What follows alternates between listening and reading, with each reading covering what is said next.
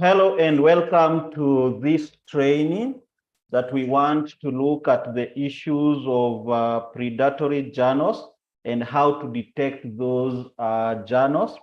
I just want, before we start, just to check whether I'm audible on your end. So if you can hear me, just raise your hand. If you're able to hear me, raise your hand so that I can be sure I'm not talking to myself. Good. So we have one person. Let's have at least two more. Good. Quite a number. Thank you for that. Quite a number of members that are able to confirm that indeed audible. So welcome to this session. And the session has been brought to us by the African Online School of Applied Research Skills. And those are places where you can be able to see the content, the learning management content. Our contact details are there, and the website is there, and the communities is there. Now, just allow me to spend 1 minute discussing about communities.aosas.com, which is where we are going to place this video at the end of the session. And when we place the video there, it will enable us to debate or to discuss amongst ourselves on the issues of predatory journals and so on. So the communities is a platform that enables us to network, to discuss with each other and so on. And it is far much more powerful than what we've been able to do so far on the research forums on WhatsApp. So if you look for us, AOSAS, if you search for AOSAS, you'll be able to see the websites associated with us. And then each one of you, after we are done, I'm going to request you to come to community.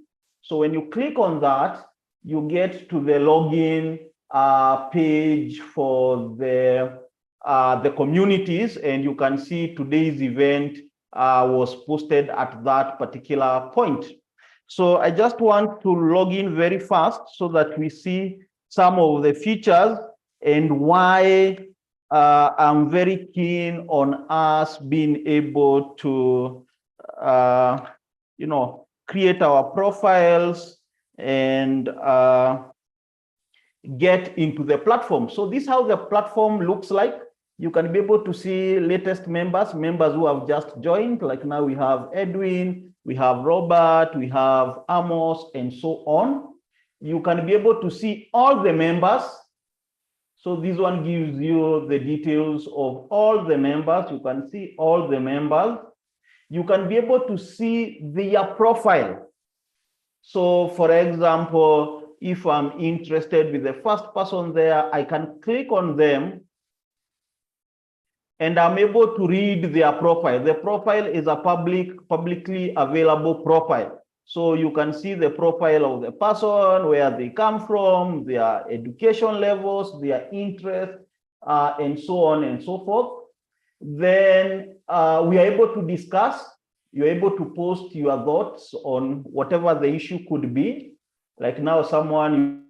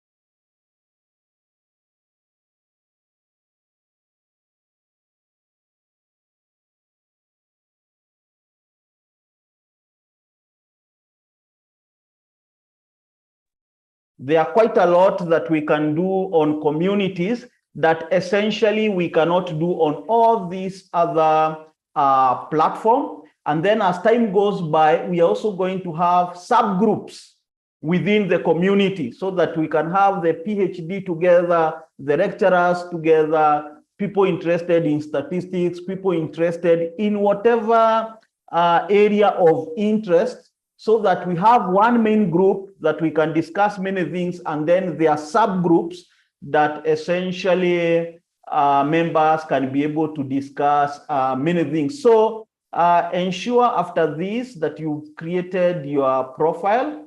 You can be able to see here, register, so that all of us are able to converse.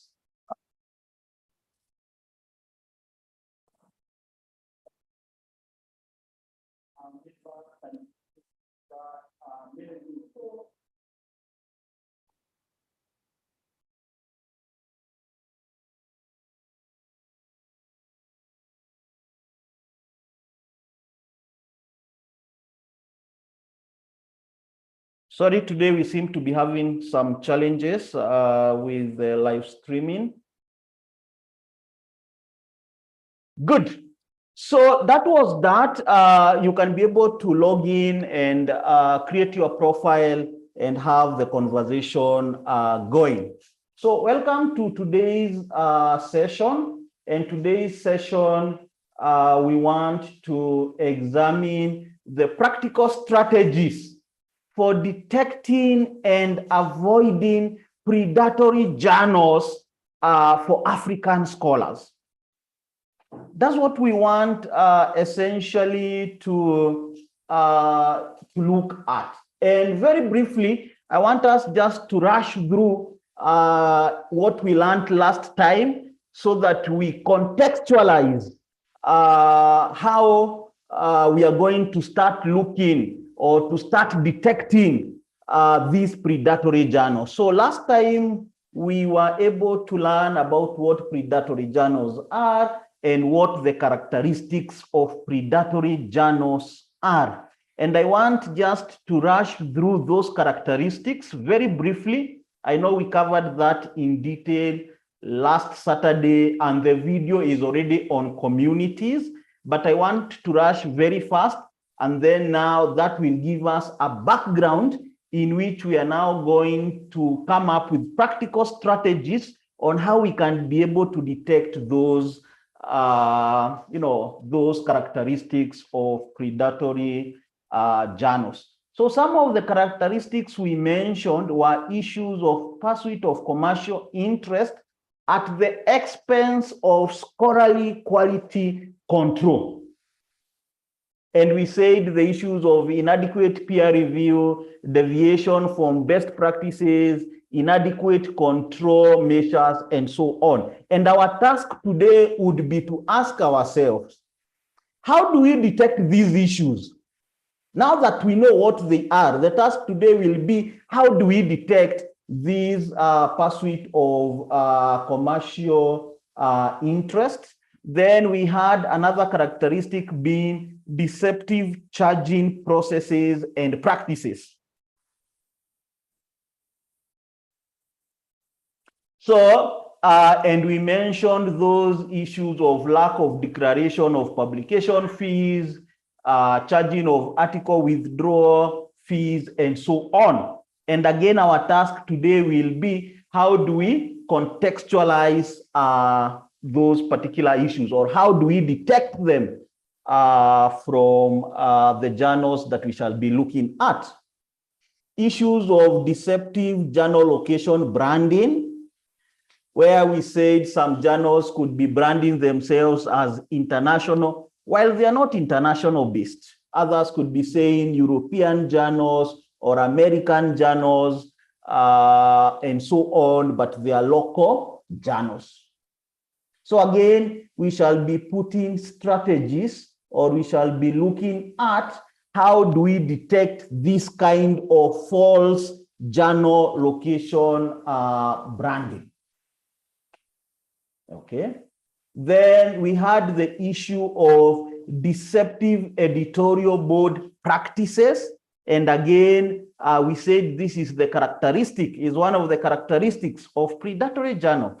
And once again, we shall be seeing how do we essentially detect these ones? Issues of unethical marketing practices, and so on. So these are the issues that we were able to raise last time as the characteristics of predatory journals. And as I have mentioned, there's a full-length video on the same at the communities.aosas.com. So let's get straight to today's lesson. Let's get straight to today's lesson. And in today's lesson, we want to be able to see how do we detect these predatory journals. How do we detect the predatory journals? Okay. There's someone who is asking what are predatory journals. So those are the issues that we've already covered in the other video for last time, and you can be able to see it at that point. Then we have someone saying they're not able to sound. I don't know whether I'm audible. Just raise your hand one more, just to be sure that I'm audible. If you can hear me, just raise your hand. Good. Quite a number of people raising their hands. So we are saying the definition of predatory journals and the characteristics of predatory journals is already covered in the previous video for last Saturday, and it is already posted at the communities.aosas.com. That's why I've moved very fast in that first section, because it was more or less a revision. The task today would be when you are provided with a journal. Okay, when you are provided with a journal, let's assume you go and you say Journal of Marketing. So this is the journal. So you have a journal there, Journal of Marketing, for example. So the question would be, how do you determine whether this journal is predatory or not? That's the question we are asking ourselves today. How can we be sure? How do we evaluate this specific journal as to whether it is predatory or not? That is our task. So I want to make reference to this checklist. For those of you who purchased this my book, Journal Publication Dynamics for African Scholars. So for those of you with a copy, then you can make reference to that. For those of you who might need a copy, you can be able to talk to me after this. I normally sell them at $5 for the soft copies. And it has quite a number of items on basically on journal issues, but I want us to get straight to the issue of determining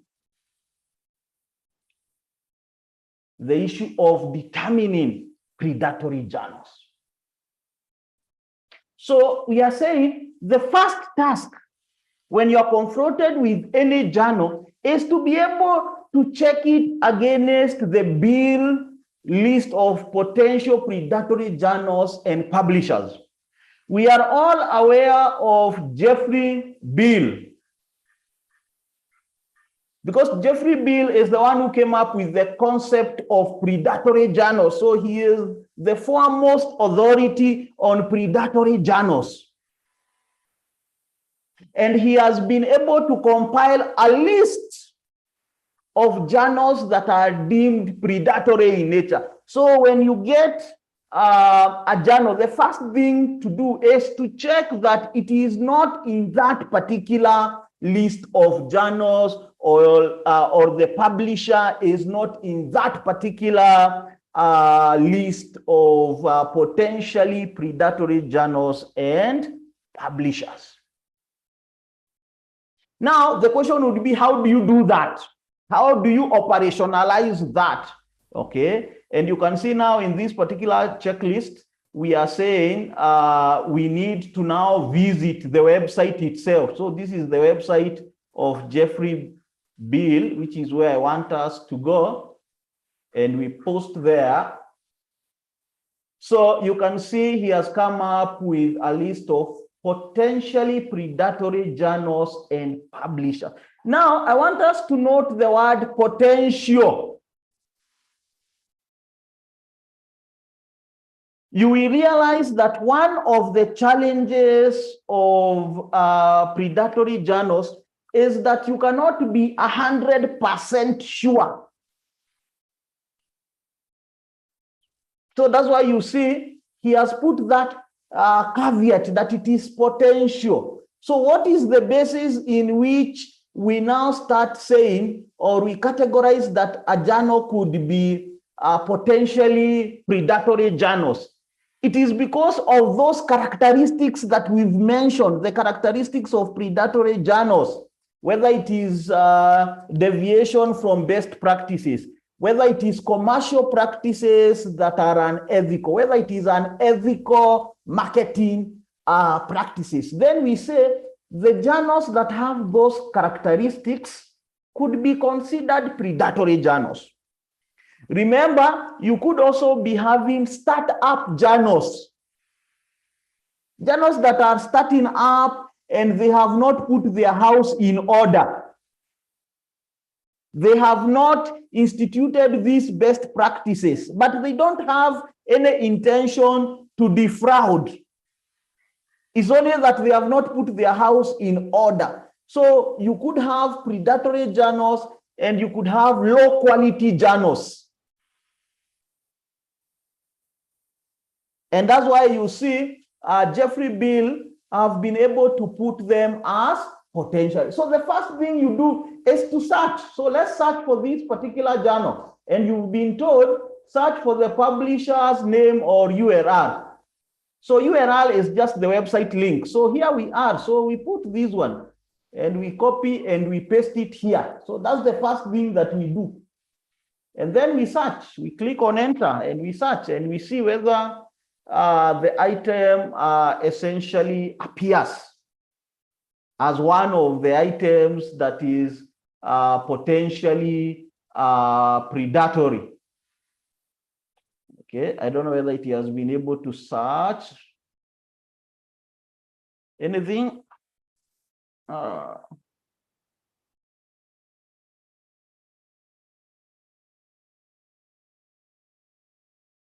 Have we gotten the results? Let me see. Let me just search something else to see whether, because this is the first place where we need essentially to search. Good. So the results are coming up here. So let's try again.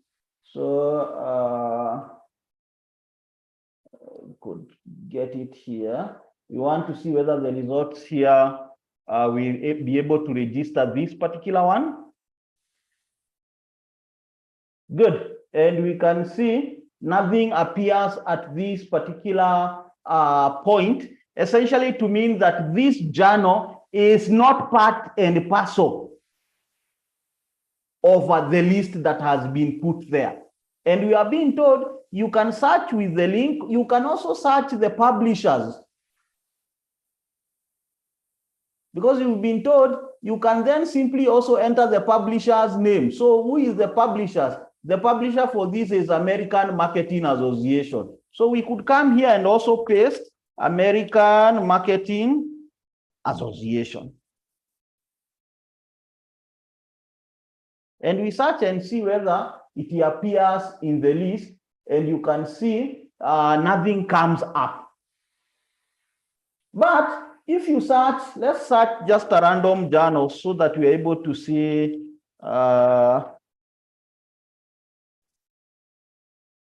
the journals that could be marketing journals that are essentially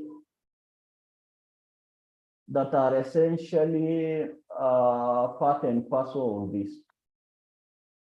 I'm not very sure whether this thing is working as we expect, but essentially, this is the place where we need to be able to check. You can be able to see other links journals that are falsely claiming to be indexed, and you can come up with a list, click on it, and be able to see whether the items are there. You can be able to see journals added, removed. You can see, more critically, you can see the original list got updates. It was updated this last time. There's a list I'm looking for. Just a moment. Good. So this was the place for publishers. I think we are looking it the wrong way. This is the place for publishers, but we have the place for standalone journals. Exactly. So this is the place where we need to be able to put the journal name. So let's look at this URL afresh, and we paste it here, and we see whether it appears.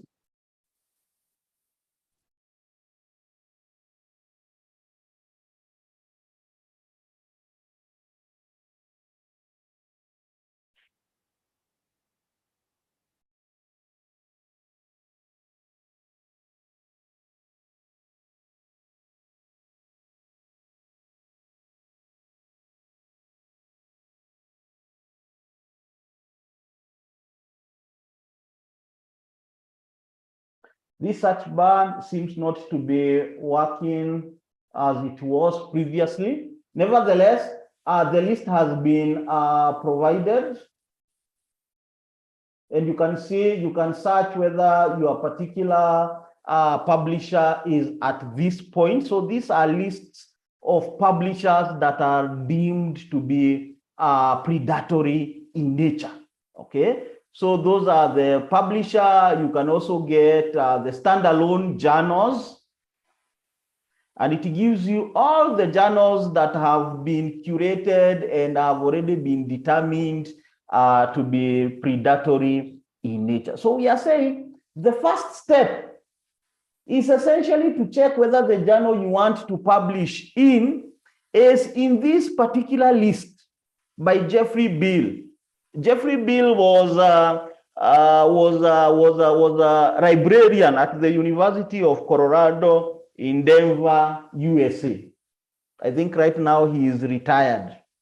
So the first step before you even start doing any further vetting is to be able to check whether the journal that you intend to publish in is part and parcel of the list that have been provided by these websites, either for the publisher or for the standalone journal. And once you see it is there, then you don't need to even vet it any further. Essentially, it means that you have a predatory journal in your hand. Then the question then now arises, if it is not here, because remember, this is just one list that has tried to come up with a list of these predatory journals, but the journals keep on popping up across the globe. So the list may not necessarily be exhaustive. Then the question comes in, if it is not here, does it mean that I go ahead and publish in that particular journal? The answer is no. We now need to have other additional metrics that you can now check essentially to determine whether you have a potentially predatory journals. And that's why now we have this particular table that you can work with it.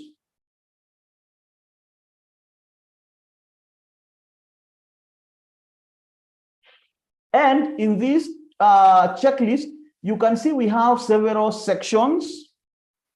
Number one is the issue of section one, is the issue of the vetted journals. Journals that have been indexed by certain bodies that are deemed credible.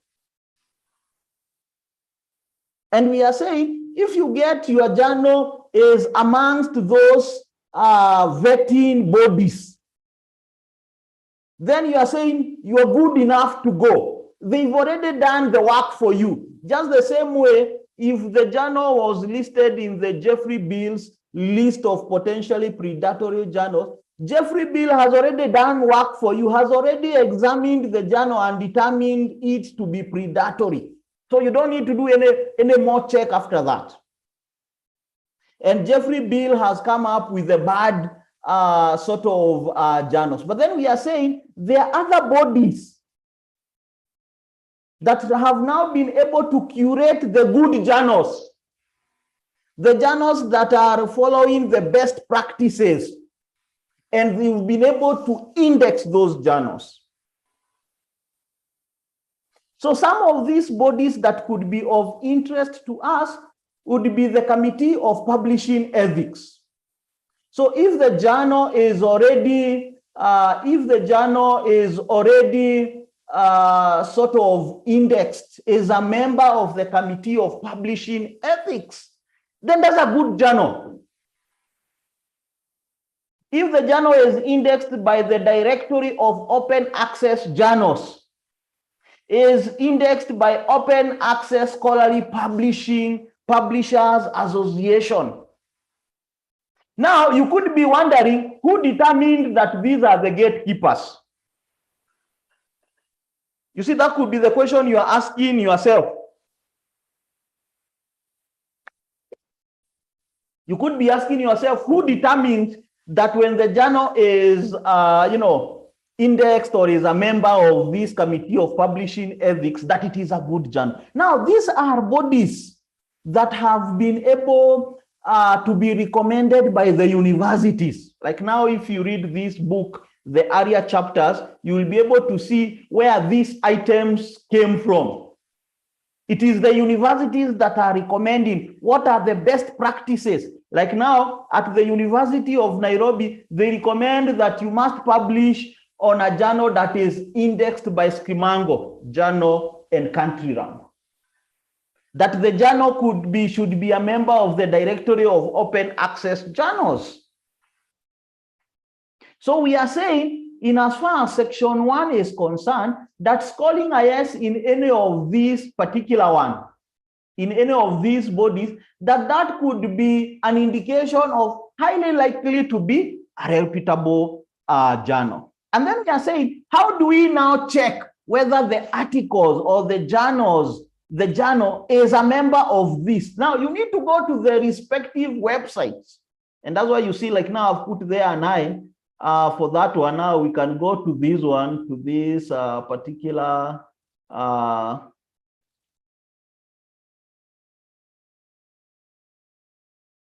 we can go to the site, and when you paste it there, you are able to see the members of Committee of Publishing Ethics, and you can be able to type your journal here and see whether it is a member.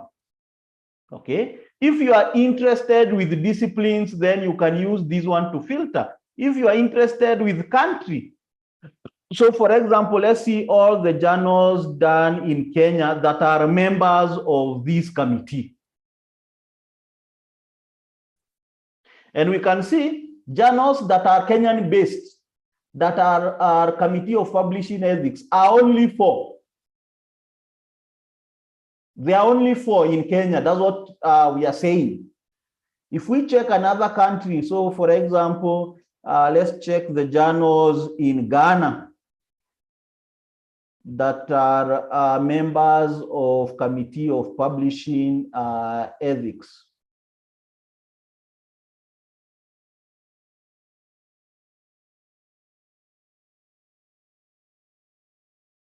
Oh, again, they just have about 4 of these particular journals: Journal of African Trade, Ghana Medical Journals, and so on. So this tells you that these journals are very credible. Let's check for Nigeria and we see. We are now saying if the journal is indexed by this body, where is Nigeria? Indexed by this body, that we are saying that journal, you don't need to vet it anymore. It's already a credible. Wow, Nigeria has quite a number of journals. I think Kenya had 4, Ghana had 4, Nigeria now has 7. Okay. International Journal of Medicine and Biomedical Research, Journal of Pharmaceutical, and Journal of Sustainable Development of Law and Policy, Nigerian Journal of Genetics, Nigerian Journal of Pharmaceutical Sciences. We are saying that when the journal is indexed by any of these bodies, Kimango is very interesting. Let's go to Skimango.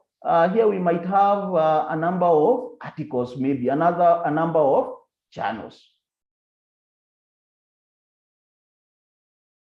We are saying when the journal is in any of those, in any of these bodies, in any of these 4 bodies, then you don't need to do any additional vetting. So for the Skimango, you can be able to put your journal here. So enter the journal title, ISSN, or publisher's name.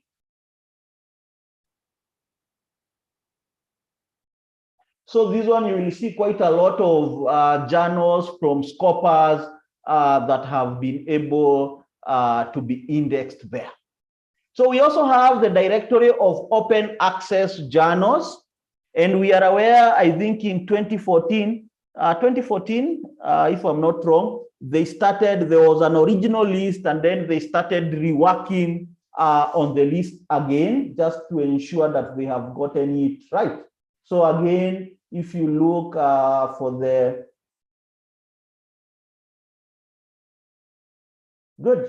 So there we are. And again, you can be able to put your journal at that particular point and look for it. And you can see 18,429 journals have been listed. So we are saying that section 1, remember we had those journals that we are almost sure they are predatory journals because they've been listed by the Jeffrey Bill list of potentially predatory journals. And then we are saying we have now another set of journals that we are almost sure they are very good because they've been vetted by these particular journals. I mean, by these particular bodies. Now, these 2 elements makes work very easy for us because it is an issue of whether the journal you are dealing with is part of a list or is not part of a list. Like now in the first case, it is either, is it part of the list of Jeffrey Bill? If it is part of that list, then we say it is predatory. In this other case, it is an issue of whether the journal is indexed by any of these bodies, and then we say if it is indexed, then it is a good journal.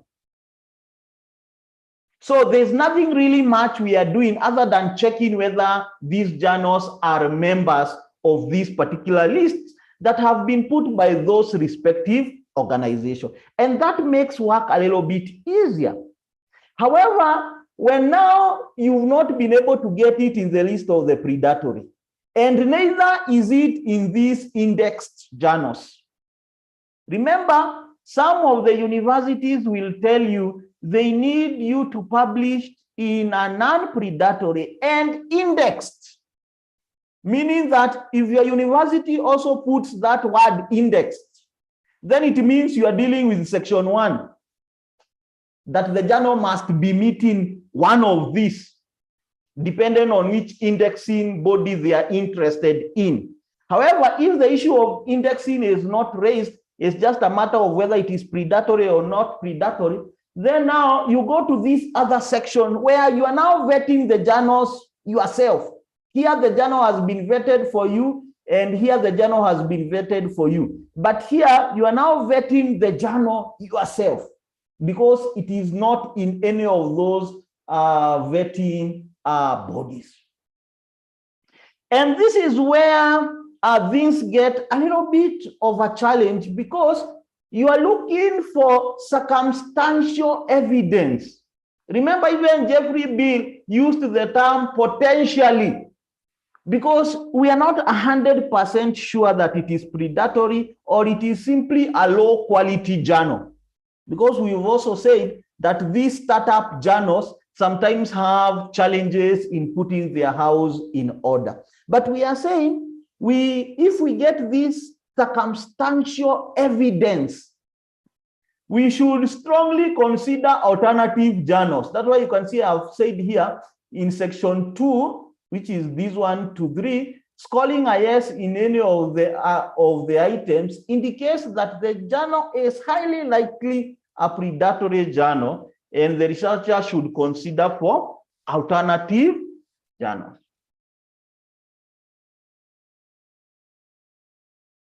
Okay, now let's look at this section 2. What do we want to check? We want to look for evidence of misleading information. We want to check for circumstantial, maybe I could put that word, circumstantial evidence of misleading information, circumstantial evidence of misleading claims, circumstantial evidence of misleading branding. Remember, we said last Saturday, that one of the characteristics of predatory journals is misleading branding, for example. Journals that could use the word European or could use the word American to signal to you that they are in America or they are in Europe, but they are being published just locally in Nairobi, in Accra, in Lagos, and so. So we are asking ourselves, if we see a journal that is branded European Journal of Business Management and Practices, how can we come up with some evidence to check whether it is actually based in Europe or it is just a journal here in Nairobi or in Lagos and so. Now, issue number 1, we are saying, if a journal is branded international, American, European, or Asian, but then it provides an exclusive position for local payment mechanisms. So this is a journal that is European Journal of Business Management or Asian Journal of Agriculture. So it has already been branded European. So it is already signaling to you it is European.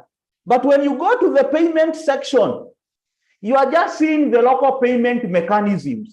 You are seeing M-Pesa if you are in Kenya. You are seeing Momo if you are in Ghana. Then we start asking, is this journal that is European, this journal that is based in London, this journal that is based in Sweden or wherever, because it is European or it is America, why is it providing exclusively local payment mechanisms? Or is it a journal in Nairobi that has labeled itself European? But because they need to receive money and their target market is Kenya, then they have an option there for M-Pesa. If they are in Ghana and their target market is Ghanaians, then they have an option there for Momo. If they are in Nigeria, the same, they have an option there for, I don't know what we think. Maybe we could have one view. We see whether this could be a circumstantial evidence that this journal could be probably local based as opposed to being domiciled in Europe as it claims. Maybe we could have one view on whether we feel that could be a circumstantial evidence that this journal has misbranded itself. Maybe you could have one view. You can just raise your hand.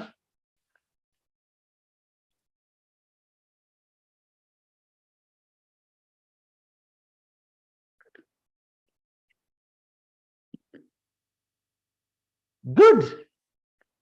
So we are saying those are things that you can vet. Now, how do you check that? We are saying to be able to check on the name, of course, the name you can see it in the branding, but to be able to check on the payment, you need to go to where they have put publication process or payment or for others or submission or frequently asked question or journal correspondences. That is where you will be able to see what is the payment infrastructure of this journal. If the journal is European and you are just seeing M-Pesa, You are just seeing Momo. Then there's a mismatch between what they are claiming they are and the practices that essentially, they are undertaking.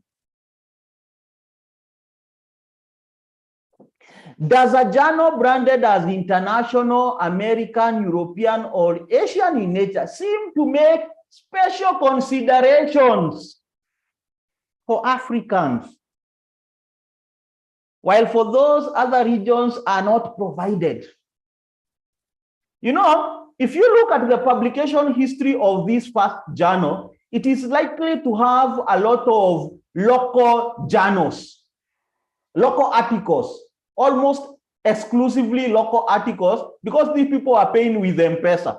So the person in London could not have paid with M-Pesa. So the people who can pay with M-Pesa are just the local, the Kenyans. So if you look at the publication history of this international journal or American journal or wherever it is calling itself, then you are likely to get local, exclusively local, publication history. But then when you look at this scenario, you could find that a journal is European, yes.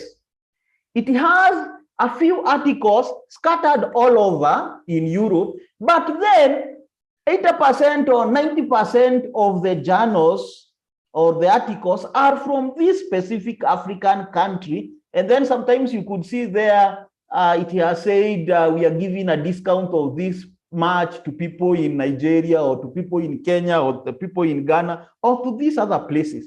And then when you go to the publication history, you are seeing that there is a lot of articles from that specific country.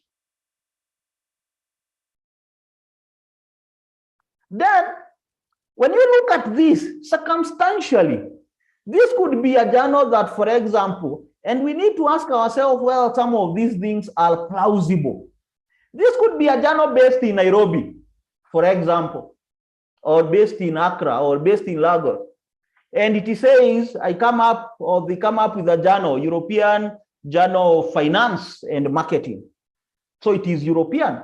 But they know down deep that the people they are targeting are Kenyans. So there's a need to put the word Kenya somewhere, or the people they are targeting are in Ghana. So there's need to make some consideration on how these Kenyans are going to pay, or how these Ghanaians are going to pay. So that's why you see, yes, it is open for everyone, but now they are putting an emphasis. If you are in Kenya, you can pay with M-Pesa. If you are in Ghana, you can pay with Momo. And then we start asking, why are you giving special consideration for people in Kenya? What about the people in Uganda? What about the scholars in Tanzania? What about the scholars in South Africa? What about these other people?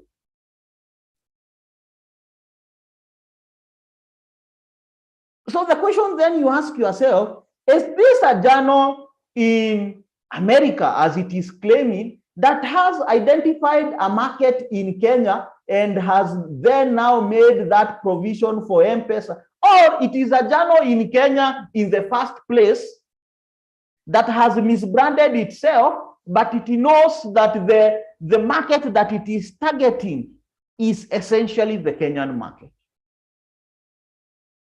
And therefore, that's why there is M-Pesa. It knows the target it is marketing, it is Ghanaian market. That's why it is Momo. So this could be a potentially indicator. A potentially indicator of a misbranding, journal location, misbranding issues. Journal that is American, but it has exclusively local editorial board. We are seeing this is the European Journal of Marketing, European Journal of Finance. But when we go to the editorial board, all these people are from the local universities. Then we are saying, is it plausible that this journal is there in Africa, in America, but it was able to source so many of the editorial board from University X in Kenya, or in Ghana, or in Rwanda?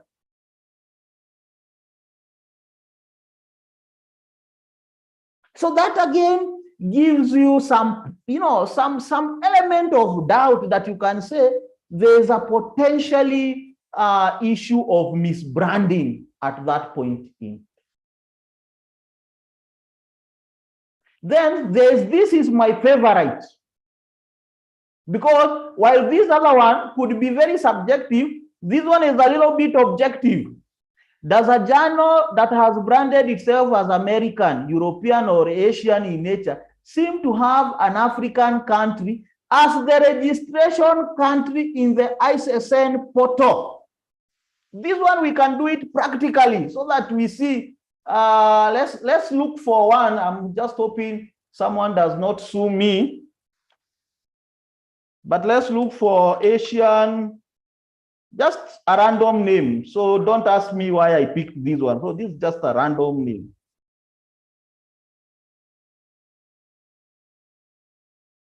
Good. So we have Asian Journal of Marketing. Okay. So there we are. So this is the Asian Journal of Marketing. So what is our expectation? You see. So we are saying we have this ISSN. There's this ISSN number. We can see we have an E-ISSN and we have a P-ISSN. What is an ISSN? You can be able to tap there. You can be able to type on the chat function. What is an ISSN? And what do we use it for?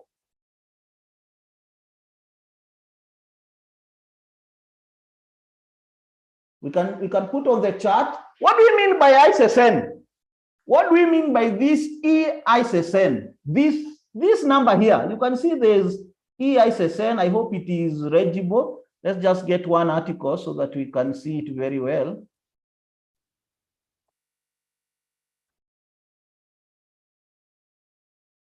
Current issue.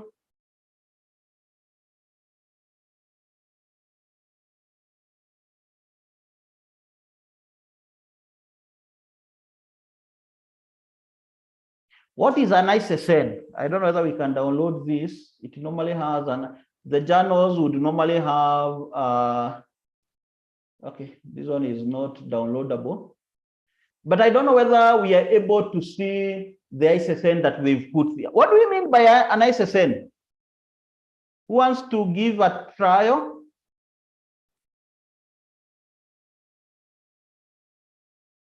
Now, whenever you have a journal, there's need to uniquely identify that journal. Why? Because if you say journal of marketing, there could be many journals of marketing. But we need to uniquely identify the specific journal of marketing. And the way we uniquely identify them is by allocating them numbers, an ISSN number, International Standard Serial Number. It does not speak as to the quality. It's just a unique identification, just the same way you could have Peter, you could have John, you could have Joan, that uniquely identifies them.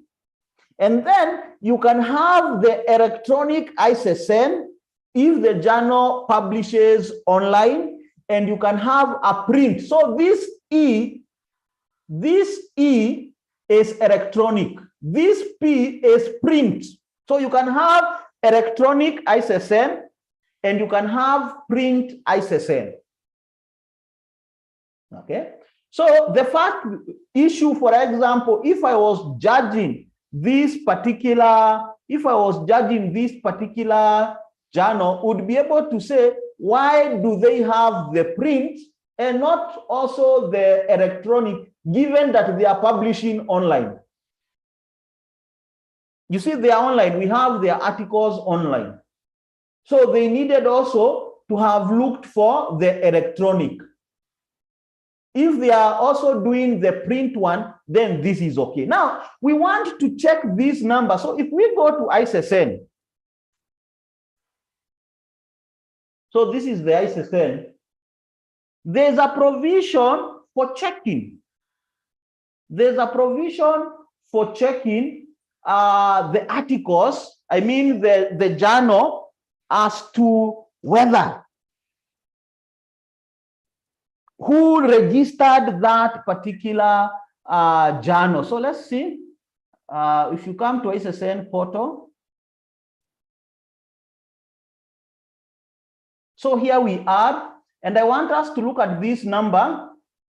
This number is the one that we want to put them there.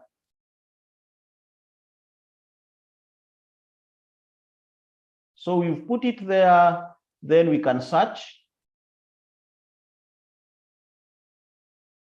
So there we are. Asian Journal was done where? The country is where? Pakistan.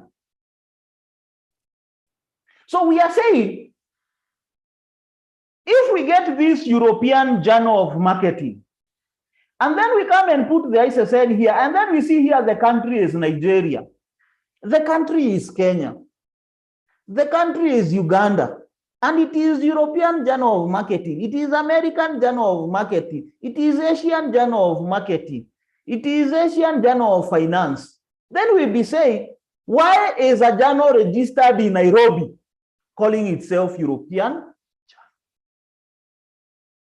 Then we say we have some circumstantial evidence that there are certain things not okay with this particular journal. So we've seen where we are able to put, and then we are able to do our search.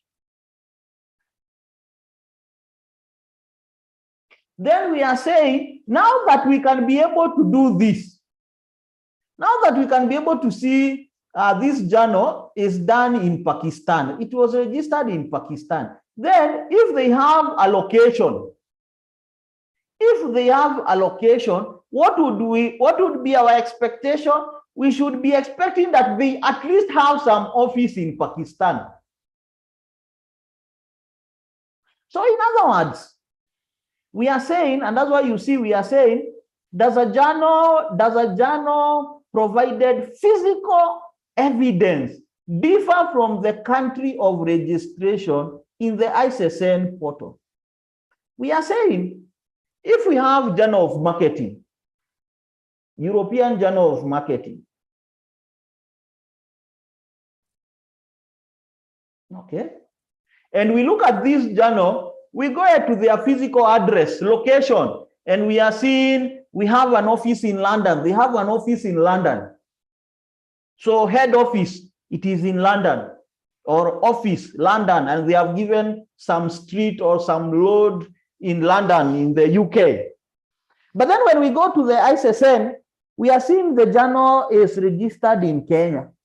But there's no Kenyan address, there's no Ghanaian address, there's no Nigerian address. But when we go to the ISSN, we are seeing the country is Kenya. But when we go to the journal itself, there's no office.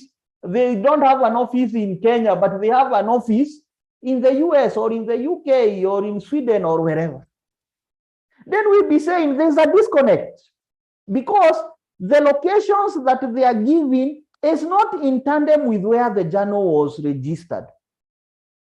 Now, you need to understand why that is critical. Remember, we said that one of the ways of these predatory journals marketing themselves, what we discussed last Saturday, is to be able, number one, to show that they are in Europe or in America. So they will say Europe, and then they give addresses that are non-existent. And we said those addresses are ambiguous. So they will just mention the street, but not the building and the office.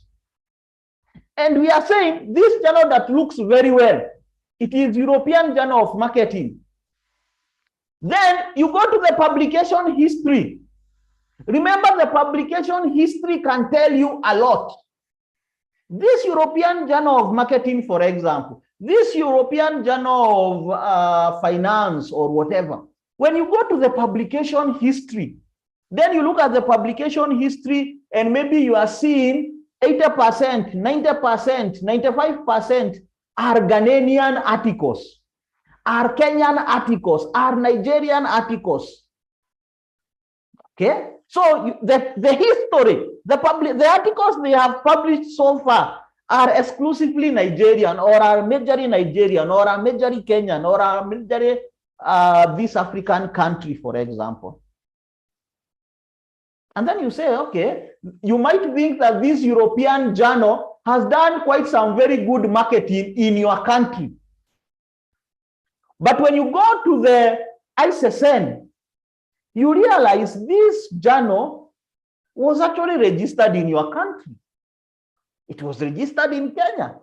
It was registered in Nigeria. However, on the website itself, there is nothing that tells you that this is a Kenyan journal, because when you go to the location, you are only seeing offices in the UK, in the US, and so on. However, the giveaway is when you go to payments, because these people in Nairobi, they have to receive payment one way or the other.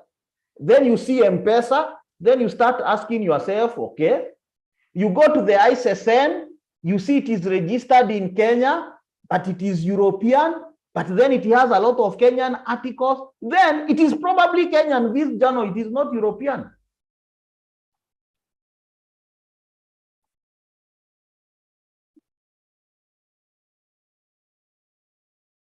Does a journal branded as international, American, or European in nature have majorly or exclusively local publication history?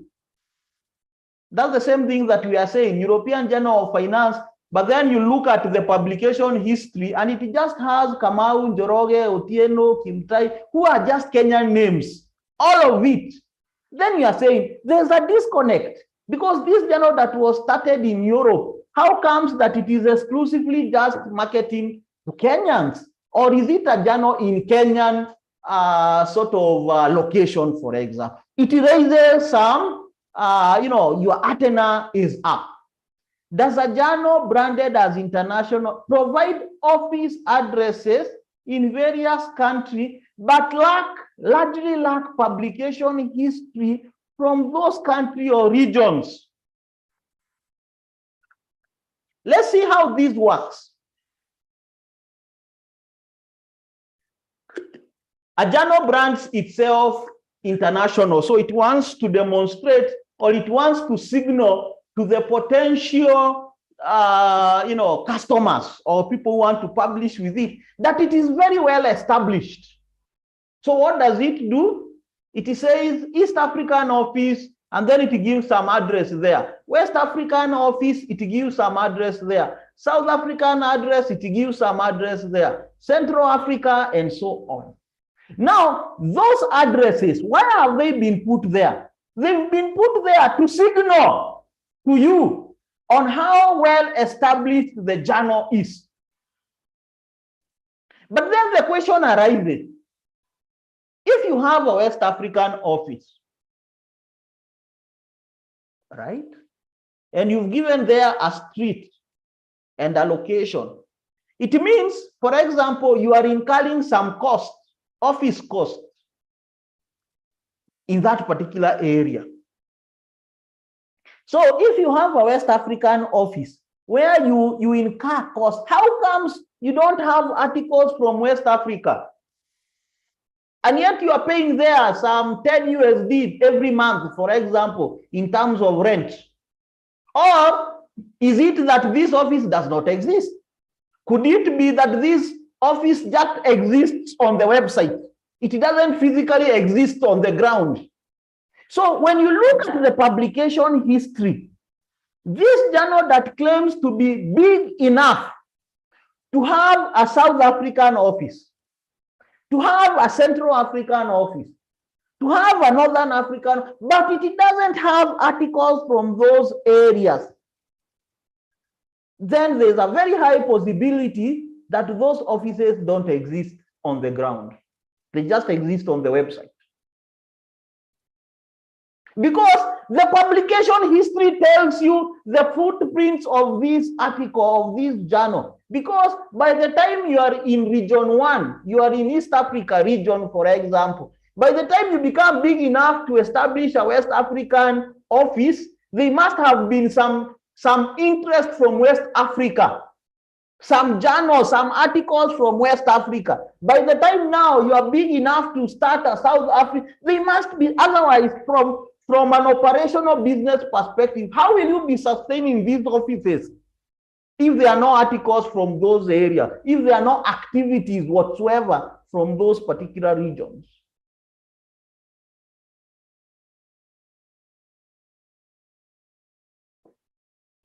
Then,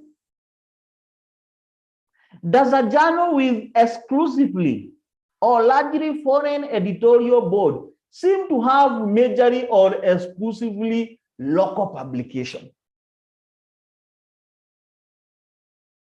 So you go to the editorial board on the website and you are seeing Professor Mohammed, Professor so-and-so, Professor so-and-so, and all these are foreign names of editors, and they claim to be in America, in Asia, in Europe, wherever. But you look at the publication history, and 90%, 100%, 98% are articles from your country.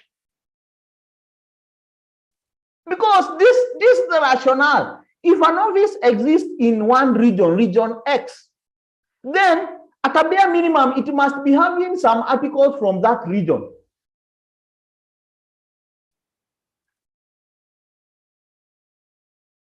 Remember, we are saying that the publication history is a giveaway. The payment system is a giveaway.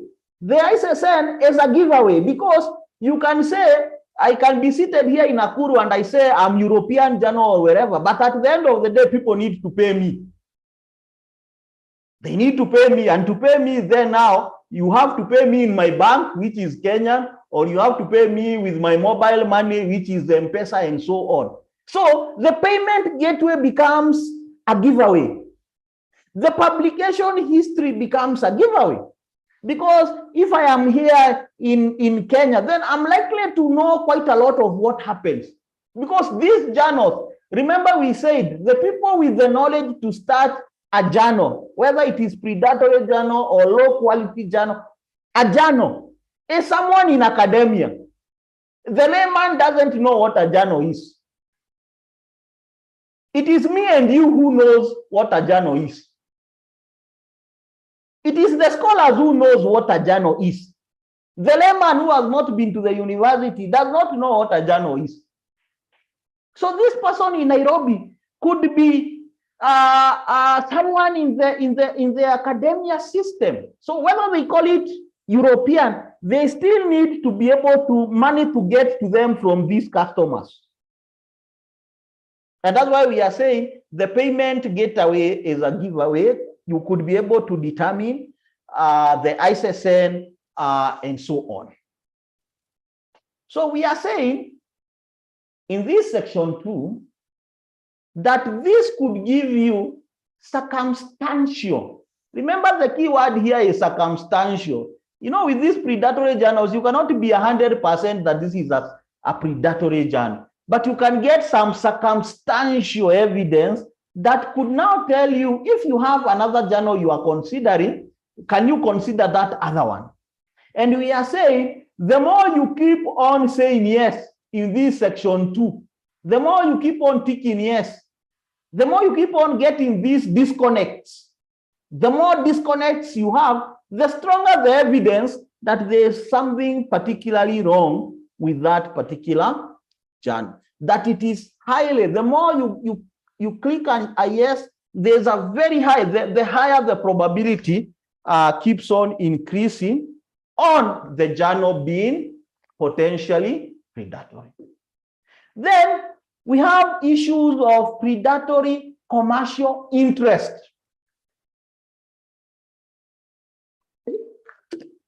And we need to ask ourselves, how do we sort of determine this potentially predatory commercial interest? And we are saying the first article, the first email, that did it directly contact you mentioning your past publications? Remember, when you publish, your details are already out there. Your name is there, your email address is there. So someone directly contacting you and telling you, praising you first. You see, the first thing any marketer needs to praise you, they praise you first on how well your other article was written. And then there's this upcoming, and then now they want you to be able to publish in them. So these are the spam emails that we talked about.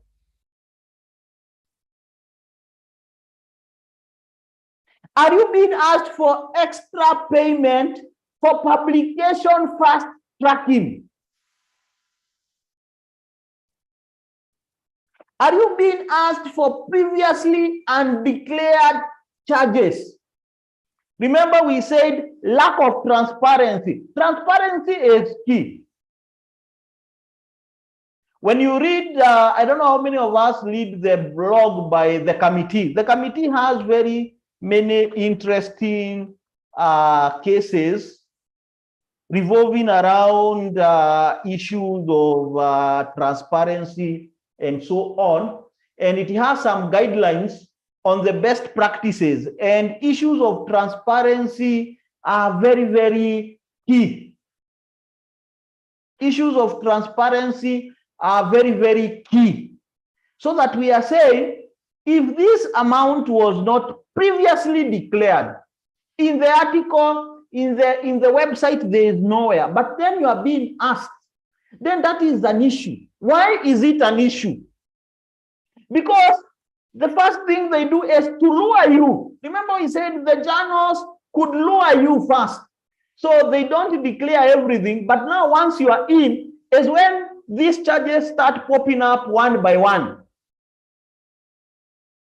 You need to pay for certificates. You need to pay for this, you need to pay for that. So these things were not told, but the moment now you have sent the article to them, that's when they start popping up. And we say it puts you in a catch-22, because remember, the students could be in a rush to publish and graduate. Right now, we are getting to December, so there's going to be a lot of graduation happening. So if you've already submitted the article and you've already expended time, so if they now ask you for an extra 50 USD, you might now start feeling, if I withdraw my article here and start the process all over again elsewhere, I will lose time. Because if you don't graduate this December, then you will have to wait until December of 2023. So they are taking advantage of that scenario where they know once you are already into the system, it will take you a lot of time. It will take you a lot of effort to say, now I'm not paying this 50, let me go elsewhere.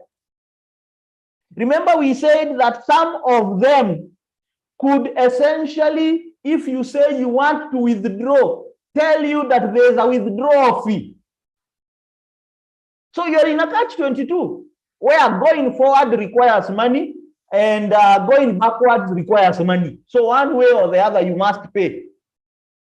And they already have the article from your thesis. So you did your PhD thesis. It is 300 pages long. It is 400 pages long. It is 250 pages long. You've already extracted an article there. It is now in their hands. You see, now you are in a hostage situation, because if they say, if you don't give us this money, you cannot retract, and they have the article. That gives you a lot of challenge, a lot of headache.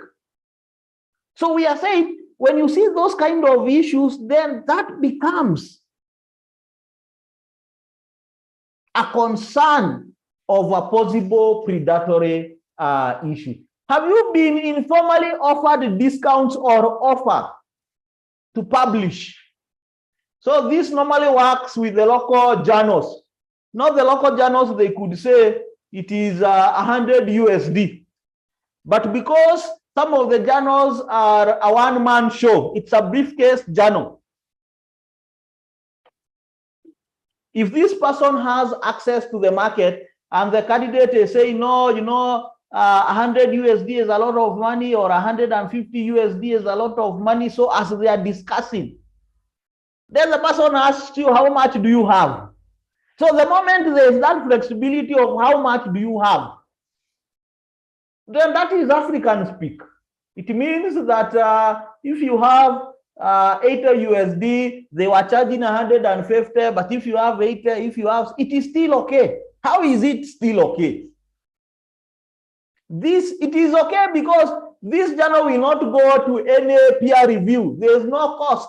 All these 80 USD will go to this person's pocket.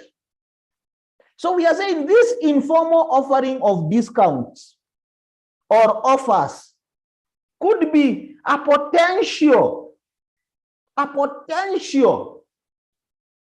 indication of predatory practices. We are not saying being offered a discount is a bad thing, but we are saying that if there is a discount for certain region, because you might see some of the journals say for developing, it is there, it is open, it's already categorically put on the websites. It's clear from the time go that we belong to developing countries. There's a whatever percentage off, for example. But if it is informally, the person you are publishing with, maybe as a lecturer, is informally saying, even if you don't have the 100 USD, how much do you have? You have 80, it is okay. Then those could be indicators for this.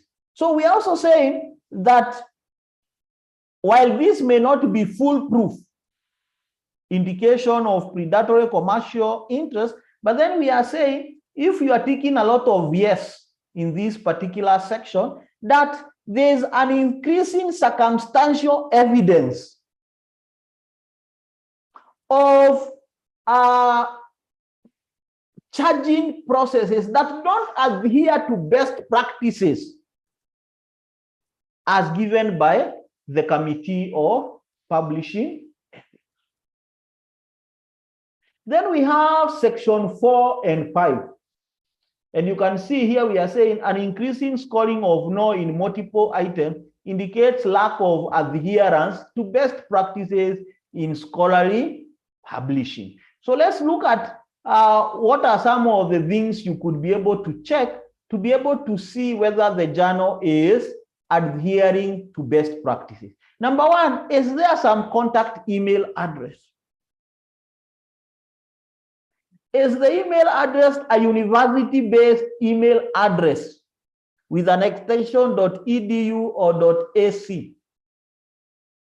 You see, this extension tells you that this editorial board is domiciled in a university.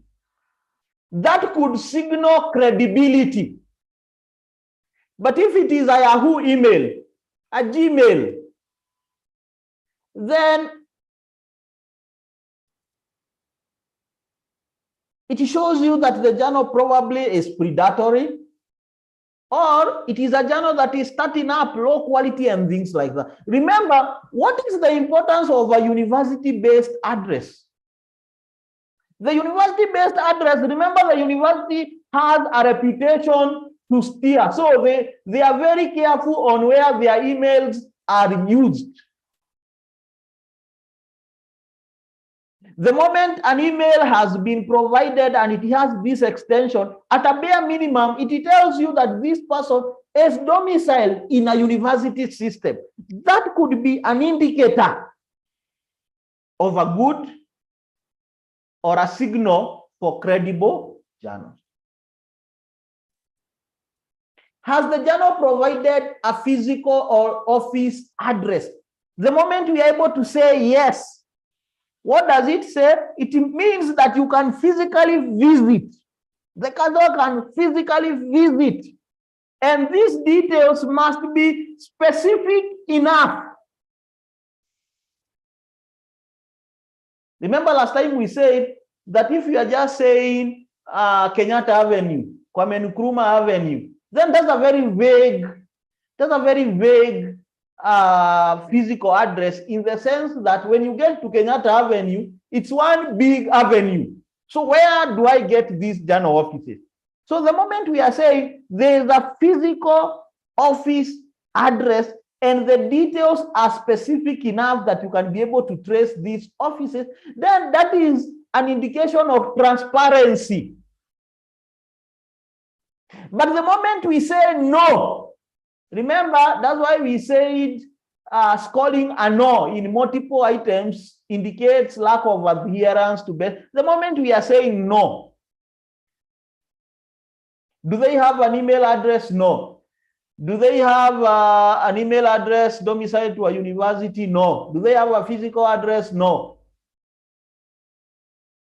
Where a physical address is present, is it specific enough? No.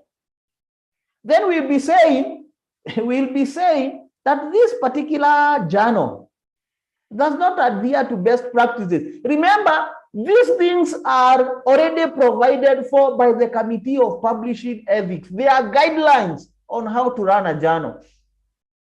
There are transparency requirements on how to run a journal. And some of those transparency requirements are simple things like having a physical office, like putting the names of the editorial board. They look very simple, but then there is an implication to it that we don't want journals that are in the dark. You cannot trace these people. You cannot be able to see where they are located. You cannot visit them. You cannot email them. You know, there's just too much opaqueness in the way they operate.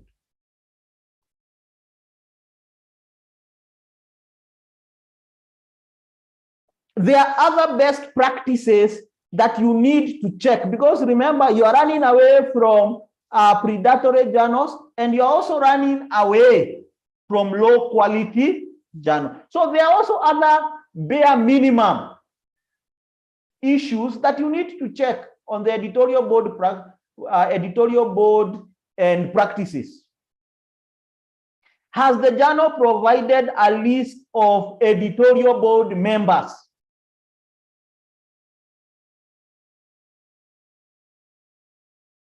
Are the editorial board members' full academic qualifications provided? Are these qualifications appropriate for the journal? Now, this is very key. Remember, we have journals, publishers that are operating a group of journals. And sometimes you go to the editorial board and it is only one board that has been provided.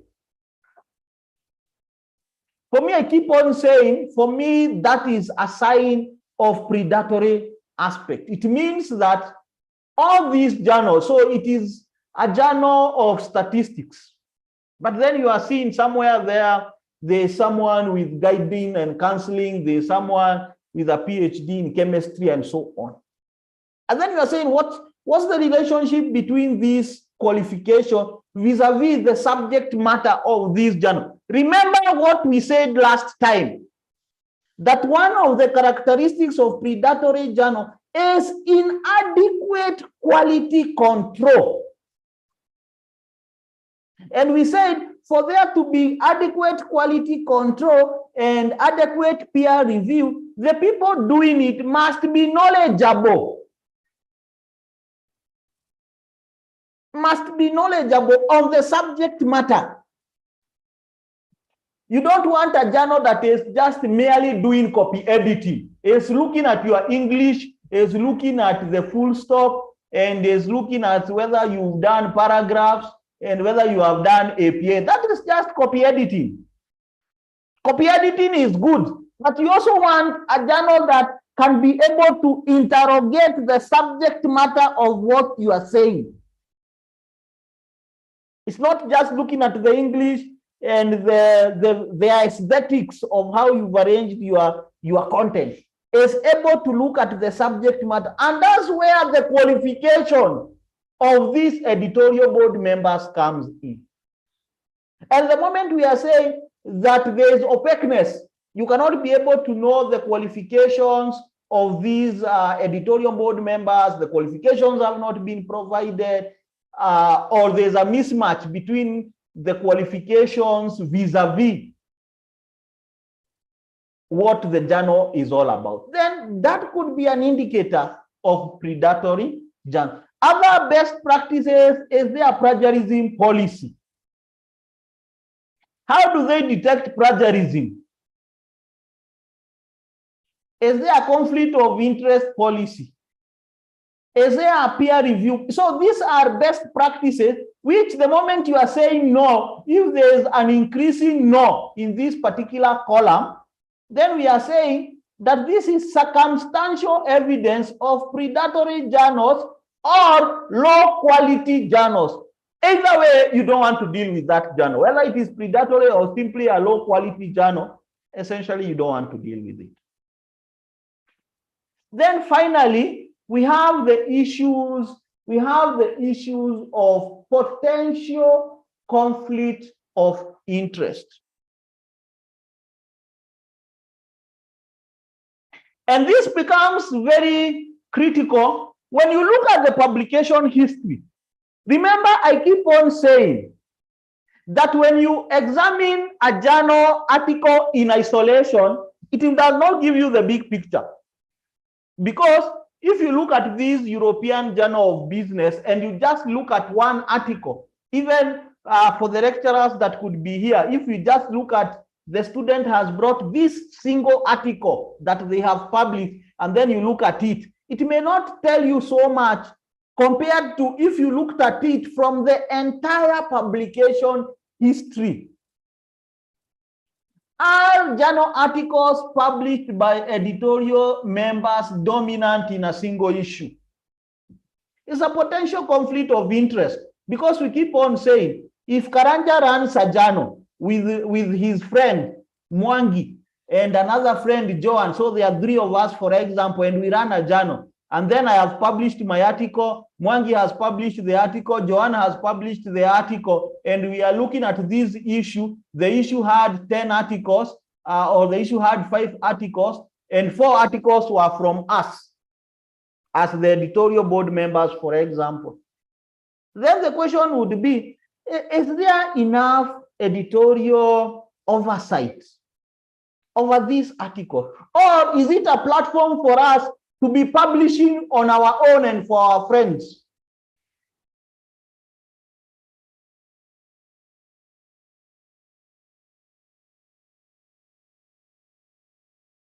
Are the collective journal articles published by editorial board members a high percentage of the total number of articles?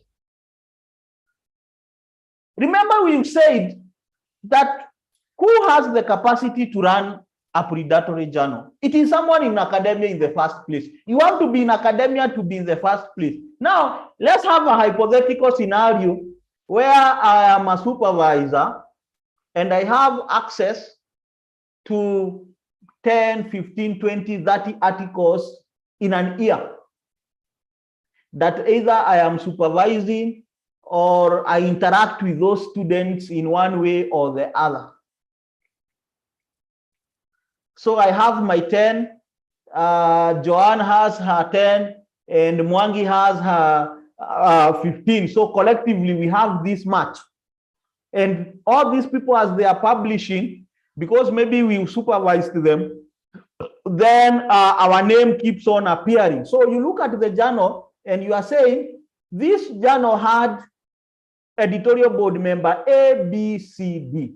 But when you look at the publication for 2022, for example, the entire journal, the entire year, 20 articles were published, scattered across the month.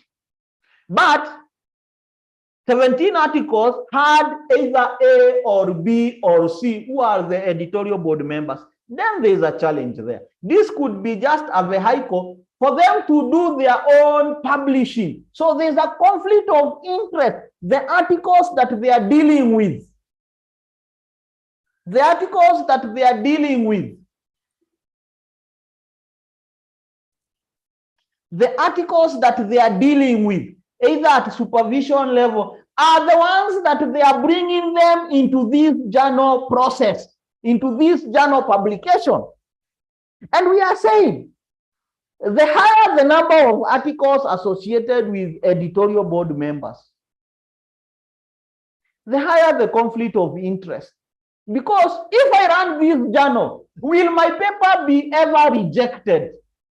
And I am an insider in this particular journal. I'm the one who runs the show in this particular journal.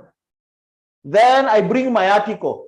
All my students that I'm supervising, for example, at master's level, they bring the articles. All the students that I'm supervising at PhD level, they bring the articles. All the students that are in my department, they bring the articles. Will these articles be ever rejected? The answer is no, because again, there is the issue of you financially gain for them publishing. So if I reject, and these people are being charged 150 USD, are being charged 100 USD. If I reject, then we are saying that rejection essentially means that I am losing 150 USD.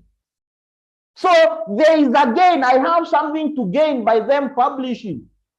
So what am I going to do? I'm going to do everything that I can do to ensure that the article is published and the 150 USD is in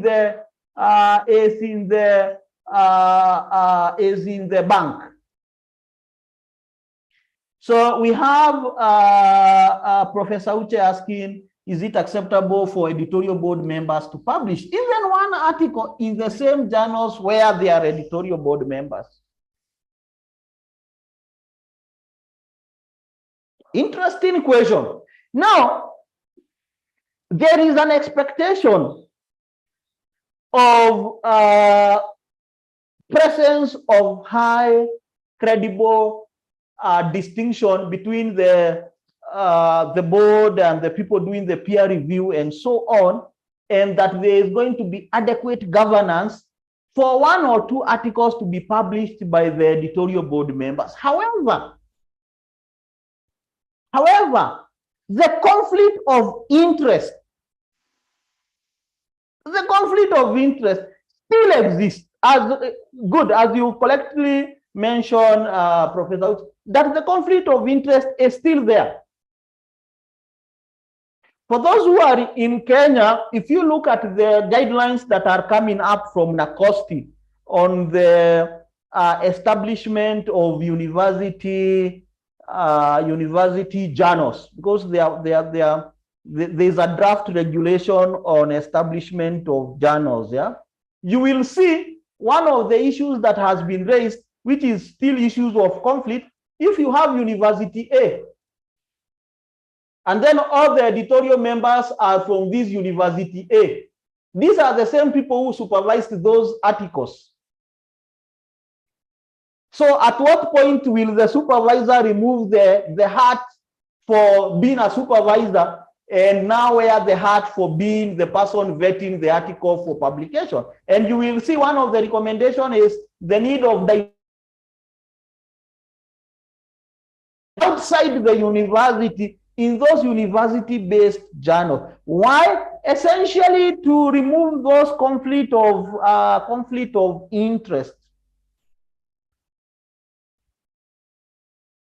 I am aware of a journal that when you look at it,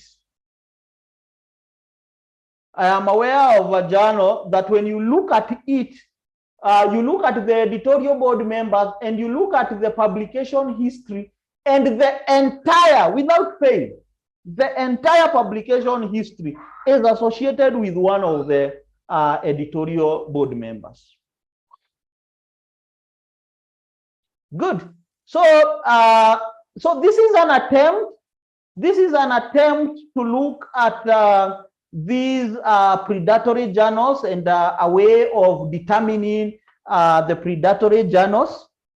We are free to critique it.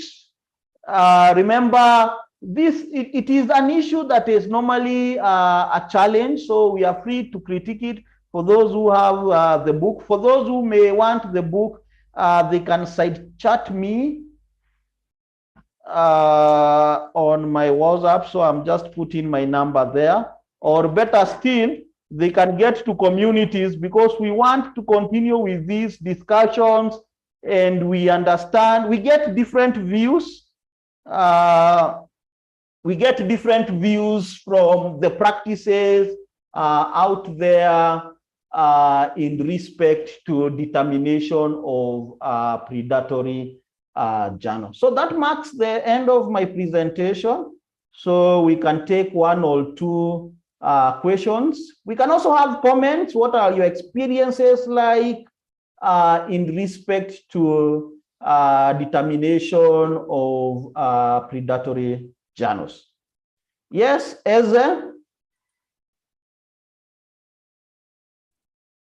I don't know whether you're able to unmute yourself. Unmute yourself. All right. Thank you, Prof, for your elusive presentation. I must have to thank you because I really benefited a lot from this your presentation. I want to ask this question. When you look at various journals, apart from the ones produced by some institutions like the universities, now there are various and numerous associations across the globe that now have journals that people publish. Now, how do we checkmate the predatory natures of some of these association journals? Because some of them may even have some of the features that we may regard them as not being a predatory, but by the way they operate like almost like a predatory journal. So how do we actually checkmate and detect the one that will be maybe we may have a very well quality journals for people to publish in? Thank you, Prof, for this question. Thank you for that. So he's asking about journals that are established by associations. So there are various, academic associations that are out there for whatever the reason. And the question would be the credibility of those journals. At the end of the day, when you look at a journal, there is those best practices that every person must adhere to. And those practices are by the Committee of Publishing Ethics. So whether it is an institutional journal, including the ones being done by the university, these are the best practices that each one of them must adhere to. Okay, issues of mitigation of those conflict of interest and so on. Now, the associations are good because to a larger extent, the academic ones then are made up of scholars. However, the need to still adhere to the practices is still there because you could have associations that behind the scene is a one-man show. You could have an association that behind the scene is a one-man show with commercial interest. So the word association is just for branding purposes. You see, and then I run an association and I get my friends. So we have an association, for example. Then we established a journal. Because remember, every academic association wants to establish a journal. It is a low-hanging fruit for any academic association. At the end of the day, the issue would be, are they adhering to the best practices? At a bare minimum, I wouldn't think that an association would deliberately maybe want to establish a predatory journal, but I think some of them could have low quality journals. Because remember, the predatory is an issue, an intention to fraud. I could see Susan asking whether the predatory can move to an acceptable journal. Remember, the predatory journal should be differentiated from a low quality journal. The predatory journal is already intending to defraud. Let's start there. That is the intention. However, you will realize that in all this indexing, some journals were doing very well in one particular year, and sometimes you find that in subsequent years they've been dropped. So there is sometimes movement as a result of many things, sometimes change of management, sometimes the article, the journals wanted to achieve the accreditation, wanted to achieve the indexing. But then once they achieved the indexing and they have now put it in their journal, then they relaxed. So that you find now in the subsequent issue or in the subsequent years, then, you know, they are no longer adhering to that. Sumani is also asking issues of the rating of a journal. Now we have the H index, okay, because you will keep on hearing about high impact journals. That is the issue of ranking, to be able to determine the credibility of this journal. And one of the means of doing that is the H index. So let me share this. So you will see we have a H index. Let me show you that, the journal impact factor. We have the H index, journal impact factor index. And you can have the 2-year journal impact factors. You can have the 5-year journal impact factor. So these are published on an annual basis. There's a list that comes up, the journal citation factor list that comes up out every year. I'm not very sure whether it is March, April, thereabouts, that now ranks those journals based on the impact factor. So yes, there's that kind of thing that essentially can be able to have the journal ranked. And that's why you will find some universities will tell you they want you to publish in a high impact factor journal that must be indexed. And of course, it's going to be non-predatory in nature. So I think we can have Uche. I don't know whether you can unmute yourself. Yes. Okay, good. Thank you, our mentor, our boss. I'm going to call you now, Chief Professor, Doctor, and everything. Maina. No, you are the professor. Between the two of us, you are the professor. I'm giving it to you. I'm converting it on you now. I have always done, and that's why I stuck with you. I stuck with you. Just that I don't have much time to be doing a lot with you. I learned a lot. I am so elated today that thank you. What I know, you can't imagine. I beg God to give you the health and the wisdom, the strength to be sharing with the academic community. I have learned very well, and I am tempted. So let me just say first before I tell you what I'm tempted to do. This thing you have said now, both the university and I have members in my association which I introduced to this platform. We have a journal we're floating. We are trying to index it, but some of these best practices need to be beefed up. I'm an editorial board member, but I've refused to contribute an article there. So, because I also thought that there is this conflict of interest, I cannot be, and those of us who are editorial board members are the ones that will edit what others have submitted. So how can I now go on to doing whatever? No. So I have learned that it was just out of my common sense, though. I didn't read it until I now saw what you said, and a whole lot of things. Now, somebody asked, how do we reduce this predatory or low quality? And you answered it very, very, very well. If it's for promotion or for anything, the impact, what universities should do and what they are doing now, like you said, they now insist on high impact factor. And of course, I'm sure people know what impact factor means, that there are those journals that are highly cited every year. And the fact that the journal A has a high impact factor this year, may not be next year. They change positions. True. Depending on how the quality and people that cite that journal.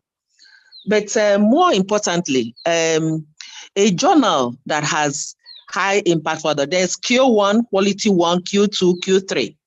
So people must target publishing in those journals, Q1, Q2, Q3. The further away you go, the low quality the journal is. There are some that don't even have any Q at all.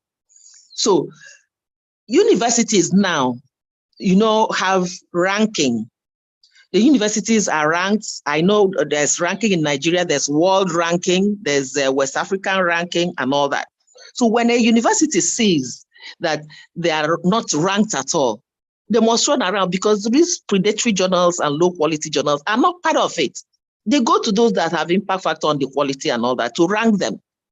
I know that, for instance, a university in Nigeria, University of Ibadan, one professor had 1,000, is it? Yes, 1,000 index article published. Wow. And it was being quoted in our Senate meeting last week. I said, our Vice Chancellor now said, one person in one institution. So they are ranked one. And how come we are how many? If each of us will try to publish in high quality index listing, at least two, our university will have some limelight. So this is a way you don't get to see the light of day if you publish in very low quality or predatory journal. You suffer it. You may have, there are some people who have 200 papers published every year, but you look at those publications, it's only acceptable by the person. Their print is not even published. They go to printers because their names are there, like you said. Quality is, they determine everything. They have a printing press and they reel it out, get money, and all that, put students. So all this you're saying, so I don't want to waste our time. And I learned a lot about the ISSN and all that, which we also have in our own. Please, a lot of institutions don't know what you have just said. We like to learn, we learn every day. You are an expert in this area. I will speak with you later when I would have spoken with my Vice Chancellor to see if some of these many institutions don't know it in Africa. And I have attended, I think you were the one that was our resource person. We run to Europeans, overseas journals, and they are predators. They take money from us. So if we are going to establish in our universities, this is what we are going to do to be that high ranking. In fact, in my university, they say, all these Asian publications, go and get them. They are high quality. How can't we in Africa get these best practices in order to have quality, cure one, cure two? Yes, we can do that. But at times, corruption, just to get somebody promoted, or I know this person, then you accept very low one. But eventually it does not count in promoting that university when it comes to ranking. So I will speak with you later, because academics need that. We learn every day. Things come out, there are changes. So if I speak with my Vice Chancellor, I'll see how you can come and help us out if we are not going to pay much. Even if it is me, I'll see if I can even ask myself, because I like my colleagues to benefit from this. If my Vice Chancellor says, no, I see if I can meet you halfway and let them take this knowledge. It's so fascinating. I feel good. I feel like jumping and dancing now, all that I have learned. Thank you so much, Maina. Thank you. Thank you. I appreciate you. Thank you. Thank you for that good words from Professor Uche. Yes, I concur with you in respect to the capacity of African institutions coming up with credible journals. And for me, I keep on saying there's a lot of conflict of interest in the publication, because look at it this way. If we use journals as the primary means, as the only means maybe of promotion, then it means that we now emphasize on the numbers, irrespective of whether the articles are quality and so on, because there is a number that you need to meet to be able to move from one position to another position. So you find that a lot of people are more interested with the numbers. It's a numbers game. I have 10, you have 20, the other person has 30, and so on. Then number two, you will find that another conflict of interest that I see. If you look at the university journals, in 2019, I did a study just to be able to see the graduating cohort of 2019 in Kenya, the PhD.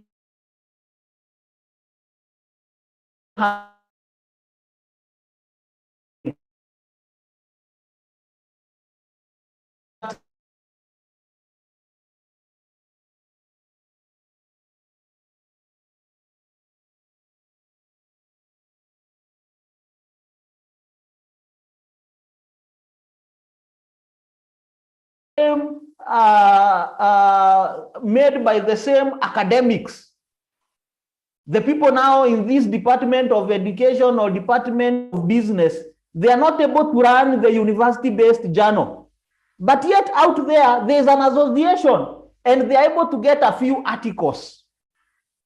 And for me, I keep on saying, the moment that the universities are not able to run from an operational efficiency, so that now the universities in Kenya, if they could establish journals and run them efficiently, because efficiency is key. If you look at the people who are trying to graduate in December, they are in a rush for their articles to be published. So if you send it to the university and then they take 3 months before they even acknowledge receipt that we have received, then it means that they lose the people into these now predatory journals and the journals in Asia, because that's where a majority of African studies are being done. The continent-wide, the continent-wide associations, that is their space. The universities, that is their space. These associations that we have, that is their space, essentially, to be able to come up with these journals, to be able to run them at a professional level, to be able to remove the conflict of interest in the process, and so on and so forth. I have someone asking whether they can get the transcript for this particular meeting. Yes, we've already indicated that the meeting will be put at the communities. Remember, this is where we are saying we need to get everybody there, communities.aosas.com. We are saying we need to get everybody there, because I'm going to post, we are going to post that particular video here. You can see the other one for the previous Saturday is here. So what I want us to do is to get there and be able now to continue with the conversations. So the video, yes, will be put there. You can view it, you can discuss, you can add, you can like, and all those kind of things. And you can also bring your friends there. You can make friends.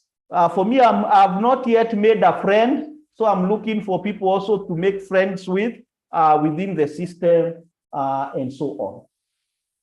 Good. I think we still have one person who hands is yes, Ezra. You can raise your, you can unmute yourself. Okay, thank you, sir. Yes, sir. I still have one question. That question is this. Now, in some of these predatory journals, they're all over the world and the internet. And you want to publish, or you have an article to publish. Now, you see that, so how do you, will your article be published if you cite any of those things that are contained in some of these predatory journals?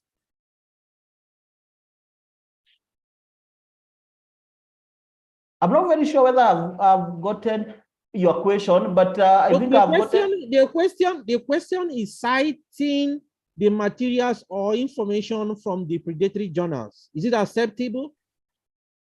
Good. Thank you for that question. Now, there are two things that I'm going to mention. Number one is that when it comes to predatory journals, not everybody is a victim. And I think we said that on Saturday. Not everybody is a victim. There are people who already know it is a predatory journal, but they want to graduate by all means necessary. So those are not victims. They already know what they are doing.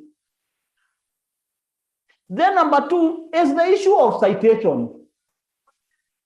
You will realize that the citation you depend on in your work is as good as the relevance or the credibility of what you are saying. Now, I'll give you an example. When I was writing this book, I gave it for peer review. One of the issues that was arising was, why have I not cited Kenyan scholars? So I was being asked, why is it that I have alleged bias against the Kenyan scholars?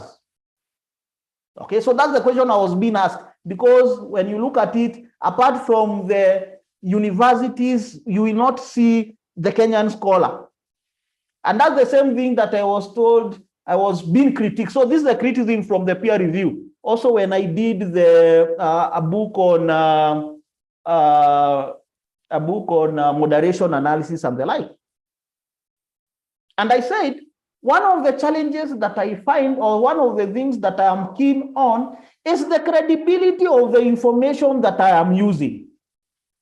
So if there is a Joan who has written a book in Kenya, and a lot of books done in Kenyan sphere, a lot of them you will find done by the scholars, there's no peer review.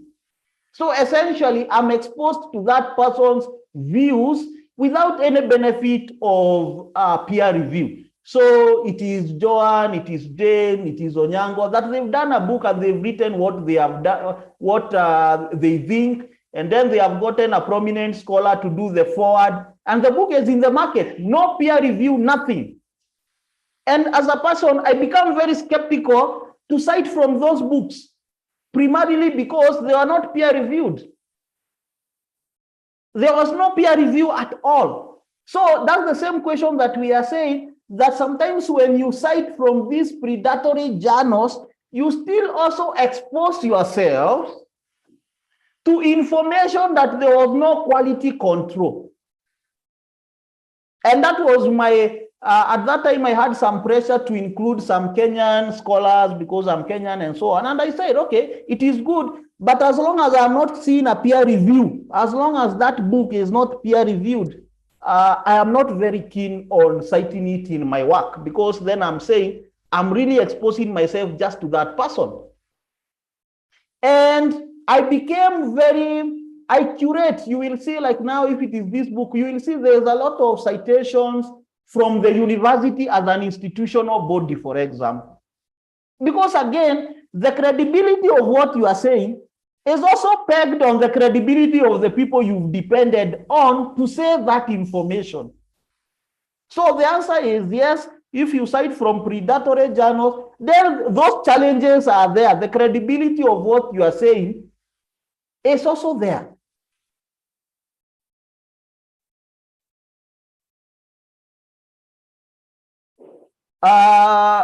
Is it acceptable to cite oneself? Now, self-citations. Okay, self-citations, for me, I find them to be a catch-22.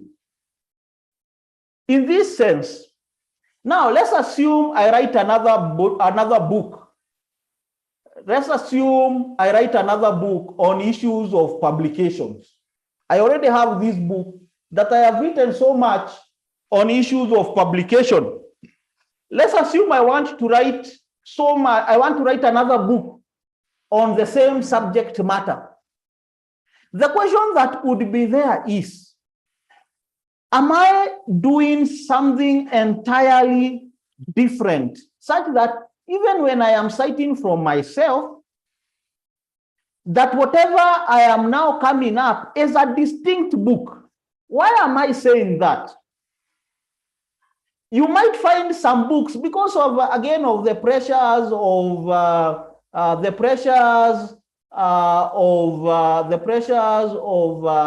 promotion. You find that someone has written a book on research. The person has 5 books. But when you look at the first book and the second book and the third book, they are not saying anything different from the first book. So essentially, why were these other books published? It is primarily to solve a publication issue, to be able to be promoted. But in terms of, are they distinct issues? Are they distinct books? The answer is no. Now, remember, those self-citations, they also impact on the H index. They impact on the H index, your H index and the I-10 index. And that's why you might find that some of the scholars really pressurize their students to cite them because of the H index consideration. So for me, I would tend to think that if it is self-citation, but in very rare occasions, then for me, I don't have an issue. If it is adding value, I don't have one. But if it is done excessively, then the question would be, do we also have diversity of views? You see, because I don't want to do another book, then I keep on citing myself, self-citation. Then for me, maybe the question is, how much is too much in this self-citation? And what is the intention of this self-citation? For me, if it is once in a while, then that's okay. But if it is excessively done, then I will ask the question is, this new book you are writing, is it a distinct material from what you previously did? Or you needed to have done a second edition and not to write a completely new book? And then number 2, I would also ask, are you also trying to game the system in as far as H index is concerned? Good. I think I have seen, yes, Kingston. Are you able to unmute yourself? Hello, Kingston. Hello, good afternoon, sir. Hello, how are you? Fine, thanks. Sorry, I think my network had played up when you made an important observation. I just wanted to take you back in terms of the indexing, just to help us newbies, as I would like to call it, in terms of, is there a repository or a portal in which I can log on and then I'll be able to say that these are the journals that are there, and this is the H index that corresponds to that particular journal. This is just to take us, for us to be more aware in terms of the predatory nature. I'm sorry to take you back. I had network challenges. Thank you for your patience. That's okay. That's okay. Now, let's go back to the issue of indexing. You will realize that these bodies are independent bodies. Let's start there. These bodies are independent bodies. So they are not like one umbrella body. So if you look at the directory of open access journals, they are independent bodies from, let's say, the Committee of Medical Editors. So there are all these different bodies. And these different bodies, in terms of indexing, all of them have their own criteria that they are going to use, whether it is directory of open access journal. So it has its own criteria that it uses essentially to index the journals. Whether it is Kimango that is looking at the Scopus-based journals, it has its own criteria that it is using to index. If it is Committee of Publishing, so each of these bodies is independently doing their own thing. Now, you will realize that at the university level, there are those indexing bodies that have been accepted. Remember, indexing, there are so many other indexing bodies. some of them are also suspicious. Because you see, today you can come and sit down and start an index, because anybody can start an index. So there's also an issue of within your university, which indexing body, or within your discipline, which indexing body is emphasized on. Because you might find that one university is very keen on Skimango. Another university just says the journal should be indexed without giving additional guidelines. So it is very opaque on indexed where. You see, the moment you say index without saying the where, then it is still opaque because there are so many indexing bodies. And some of them are also running it for a fee. So when we are talking about indexing, the issue of indexed by who is also very critical. Now, you will realize that when the most commonly accepted, or some of the ones that you will keep on seeing so much, is like now the Directory of Open Access Journal. Why? Because a lot of journals that are being published right now are the GOD or the Open Access Journal. So that is to a larger extent accepted largely across board in many of the universities. You have Skimango. You might find some of the institutions are keen on them, some of them are not keen. So it's a fairly subjective issue as to which index is your particular university keen on. Remember, the popularity of this index or the usage of these indexes is not uniform across board. And that's why you could see some of them are keen on open, some of them are keen on the Directory of Open Access, some are keen on committee, some are keen on Skimango, and so on.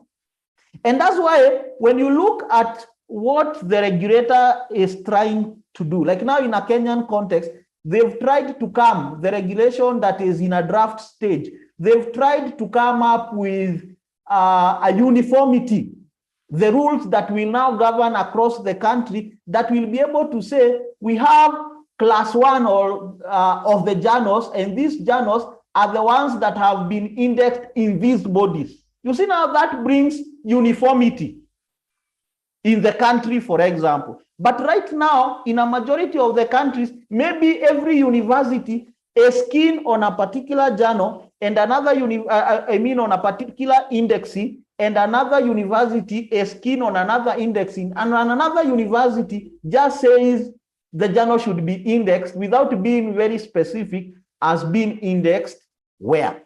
Now, when it comes to checking whether the article is, the journal is indexed, you need to go to the specific indexing body.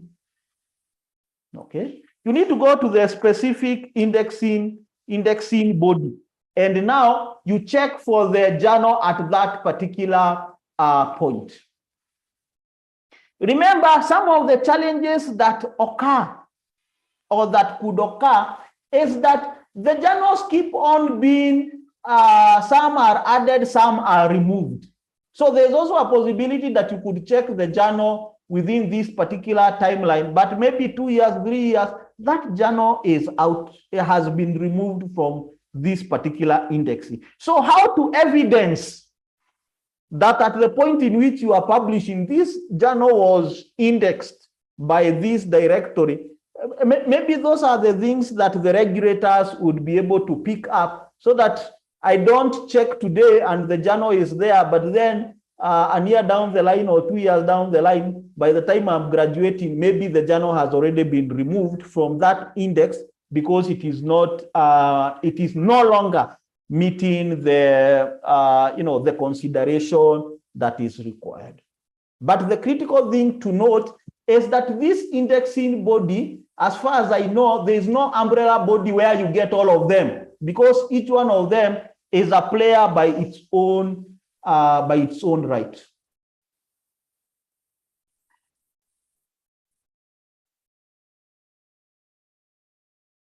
Good. So let me see whether there's some chats that we could respond to. Someone is asking me, how do I get the book? I've said the book is available at 5 USD. So you can side chat me on my number, or you can side chat me on the communities. Either way. So you can side chat me on WhatsApp. So my number is there. And then we can discuss on the nitty-gritties on the same. Someone is asking, what are standalone journals? Now, in terms of journals, you will find that we have publishers that are they have several journals under their umbrella. I'll give you an example, like IOSR.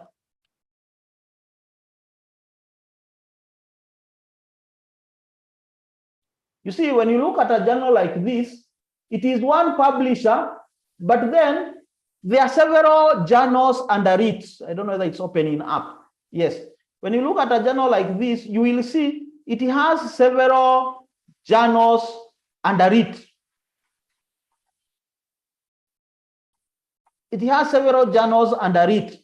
And then you could have one journal only. So it is not under a group of journals. So that's what we mean by a standalone. Like now, you could have a publisher that has just one journal.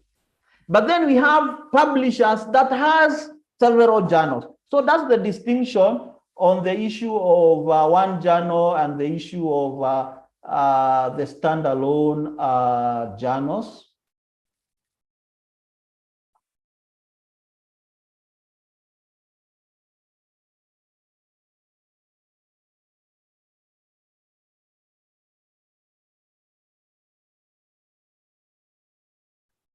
Good. So Kennedy is asking, he's a PhD student at UCC Ghana. Now, Kennedy, what you need to do is to get to the communities. Within the communities, you will be able to get other people who are doing PhD. Remember, within this community, what is going to happen is we are going to have subgroups. We are going to have subgroups of PhD students, subgroups of lecturers, subgroup of NGO consultants, subgroups of various subgroup of Ghanaians, of Kenyans, of people interested in R, people interested in SPSS. So we are going to have several subgroups. So we are going to have the plenary where all of us discuss whatever we are discussing. Then in the subgroup, the people in that subgroup discuss what relates to them. So if we have a PhD subgroup, then the PhD student join that group and they discuss what relates to them.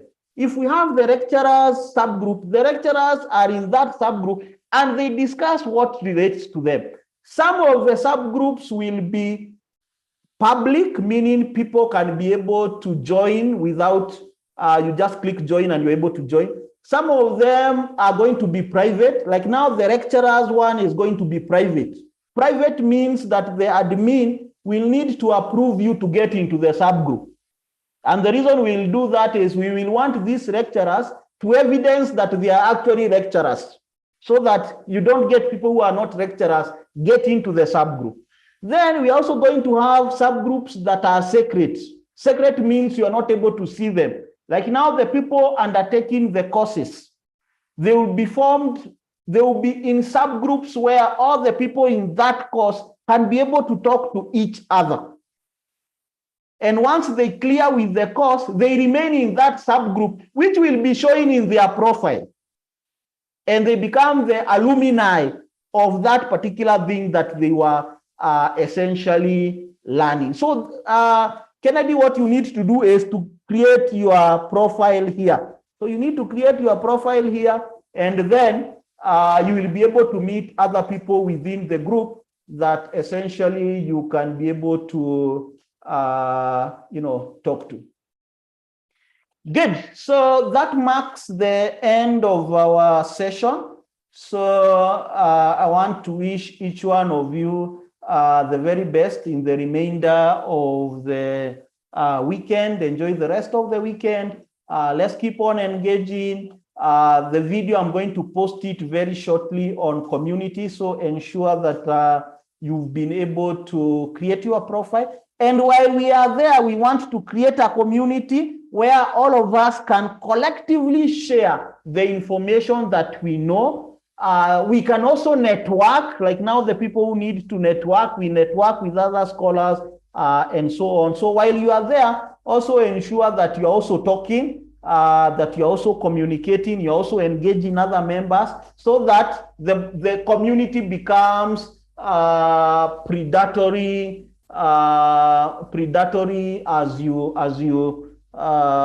the community becomes vibrant as we discuss with each other and engage with each other and so on. So thank you for that. So enjoy the rest of the weekend and let's keep on participating in the